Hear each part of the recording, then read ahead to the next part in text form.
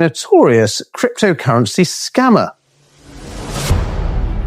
Roja Ignatova oo lagu magacaabo boqorada crypto waxay lunsatay lacag balaayiin dollar ah iyadoo abuurtay coin lagu magacaabo OneCoin. waa haweeneyda loogu raadin badan yahay FBI-da waxayna mas'uul ka ahayd lunsashada lacago balaayiin dollar ah.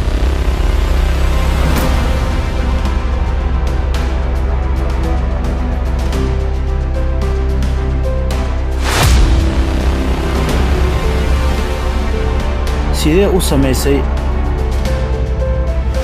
halkeena ayayna ku sugan tahay haddeertaan. tani waa sheekada boqorada crypto ee Roja taasoo aan meelna lagu sheegin haddeertaan. muuqaalkan ayaan kaga hadli doonaa documentary-gan oo dhammaystiran.